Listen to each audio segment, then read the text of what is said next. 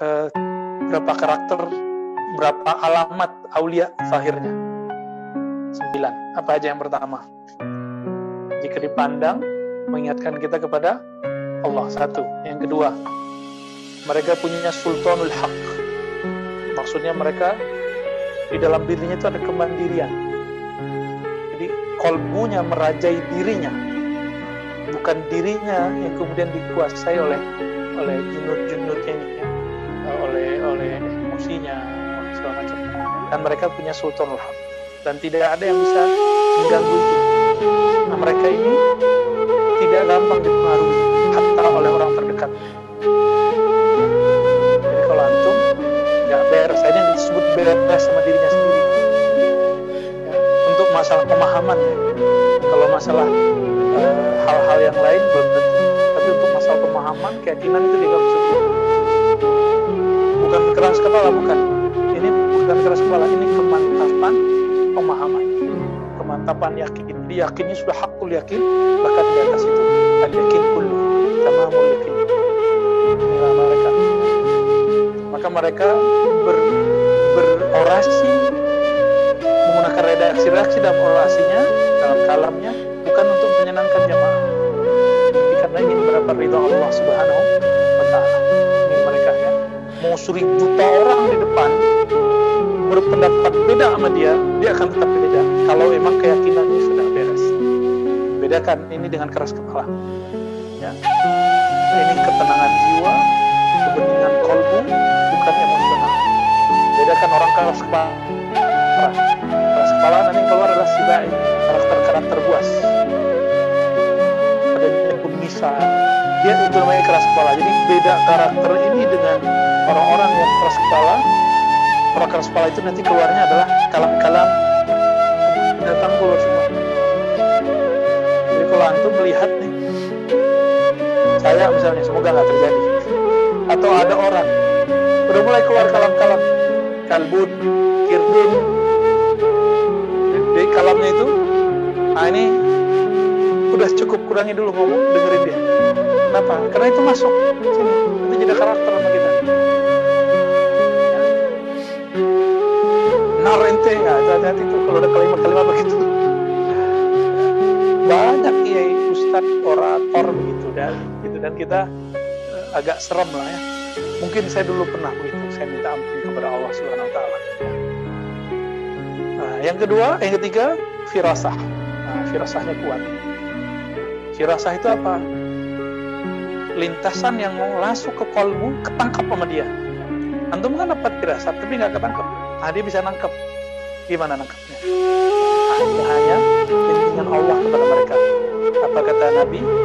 Ittaqu firasatal mu'min fa innahu yanzuru bi nurillah. Hati-hati terhadap firasat orang beriman. Kenapa? Karena mereka bisa menangkap itu dengan nur Allah. Nur itu artinya sesuatu yang membuat kita bisa melihat. Nur apa itu? Nur zikrillah. Nur mengingat Allah Subhanahu Wa Ta'ala. Jadi firasat ini tajam kalau sudah zikir, ya. Yang kedua, ilham.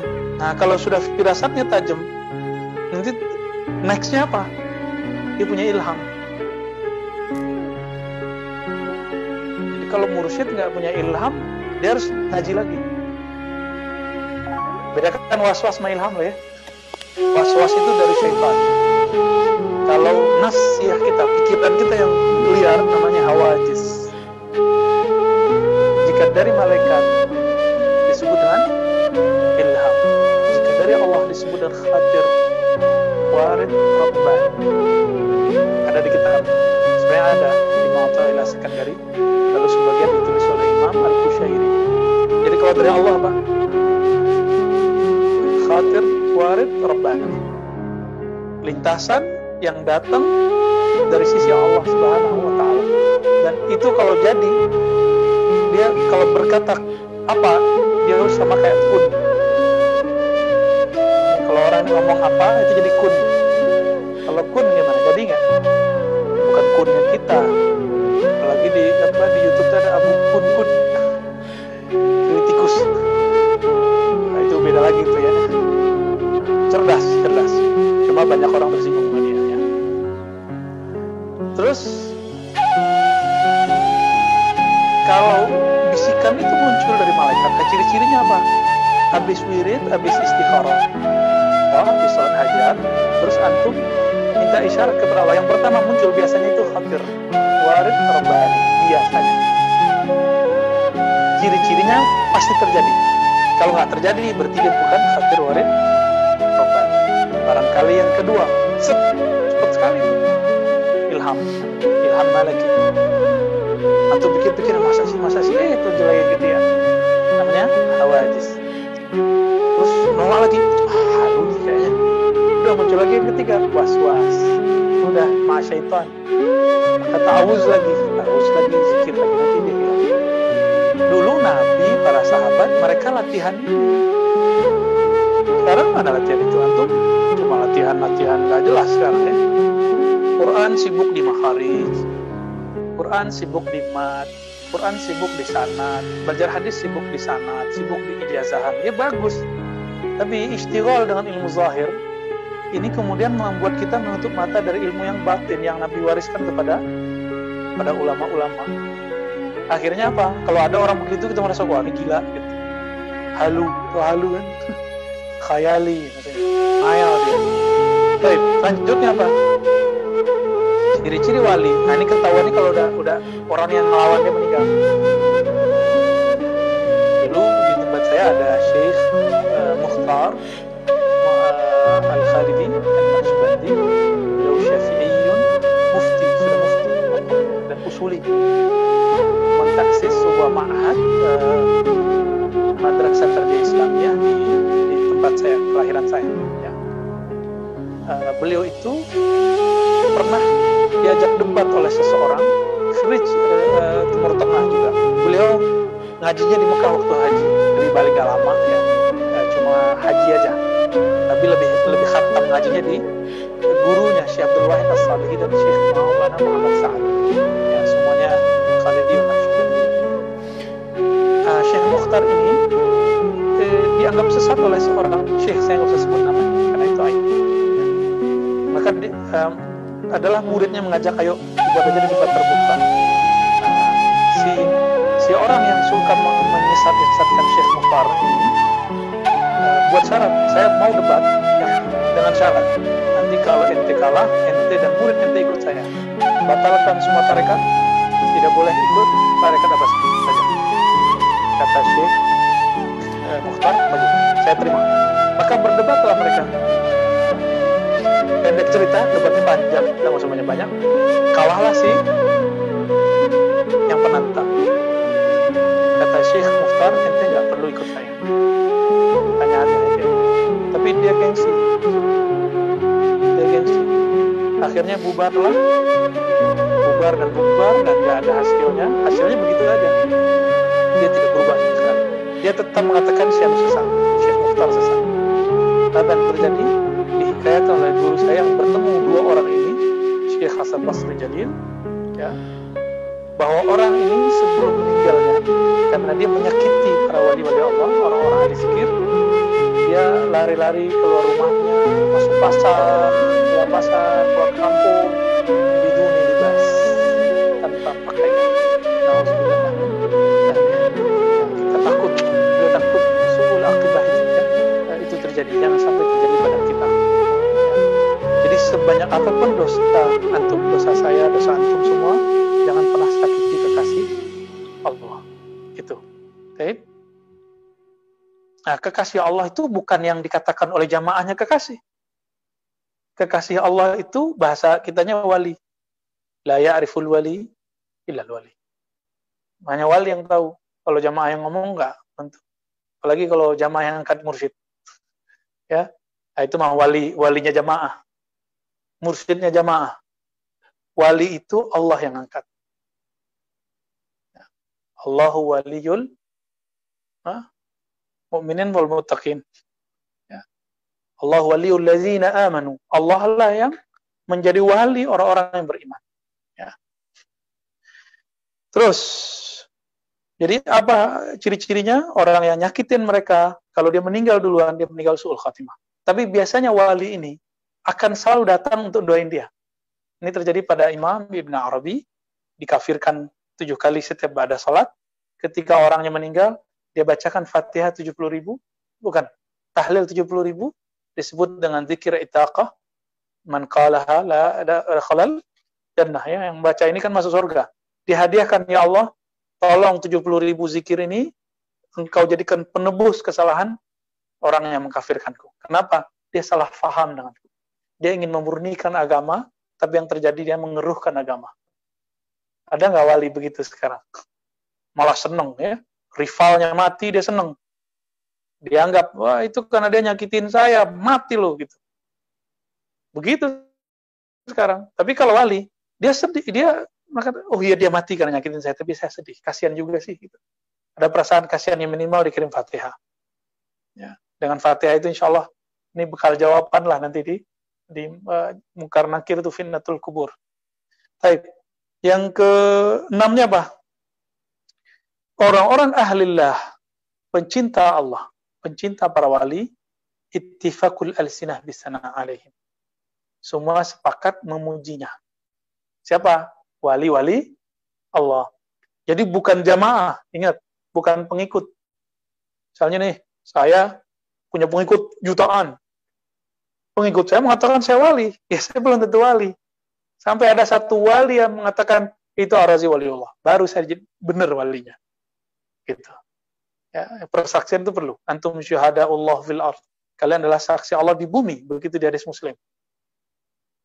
Baik. Illa man ibtuliya bihasadihim. Kecuali yang dihinggapi penyakit hasad. Sebentar dulu. Kita punya tokoh nih. Dibenci orang. Belum tentu yang membenci dia itu karena hasad. Bisa jadi salah paham. Kayak tadi, orang yang didoain Ibn Arabi dia salah paham. Yang kedua bisa jadi karena memang dia tahu rahasia orang ini bahwa orang ini bukan wali. Gitu ya. Yang ketujuh, doa mustajab. Kita tambahin ke-8, ini langsung dikasih nomor ya, dipisahin nomornya. Zuhurul ayat.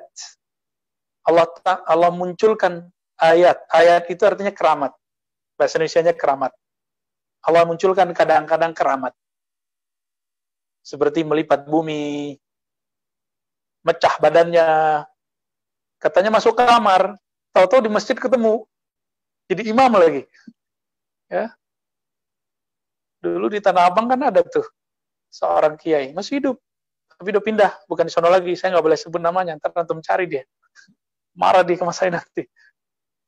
Tiduran depan masjid. Datang muridnya yang kritis, dia bilang, Pak Kiai, Pak Haji, ayo masuk. Ya ente duluan. Tuh. Masuklah si murid ini ke dalam. Komatlah si muazin.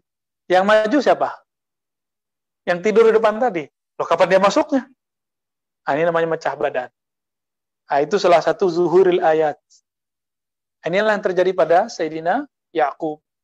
Ayatnya ada falamma ra'a burhana rabbih. Kisah Sayyidina Yusuf. Nabi Yusuf di mana? Di Mesir. Ayahnya di mana? Di Yerusalem. Jauh loh itu, yang udah pernah ke sana. Mereka pernah ke Al-Quds? Belum ya? Ke Mesir? Siapa yang udah pernah nih? Musa pernah ke Mesir ya? Oh, selatannya ya. Alhamdulillah Anda pernah sana ya. Jauhnya bukan main. Apalagi kalau kita mau ke Yerusalem lewat Sinai. Lewat darat. Ta'ban. Ya. Itu kok bisa Nabi Yakub muncul di hadapan Nabi Yusuf, lalu torobahu. Mukulnya pakai tongkat. Sampai Nabi Yusuf kaget. Padahal lagi terkesima. Sisi nafs ya. Dan itu tidak dosa, karena masih dalam sisi khatarat, lintasan-lintasan manusiawi. Ya. Apa yang terjadi? Nabi Yusuf kemudian sadar. Melihat ayahnya muncul di depan. Ayahnya di mana? Yerusalem. Berarti bisa jadi mecah badannya. Bisa jadi emang dia datang secepat mungkin. Tayyul ard. Al-masyu al-ma. Bisa jalan di atas air. Ya. Oh ini banyak ini. Kalau jalan atas air itu banyak. Saya nggak bisa sebutin satu-satu. Ya. jalan di atas udara, itu udah banyak deh ya.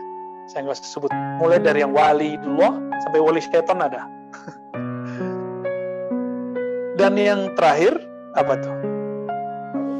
Muhadasatul Khadir.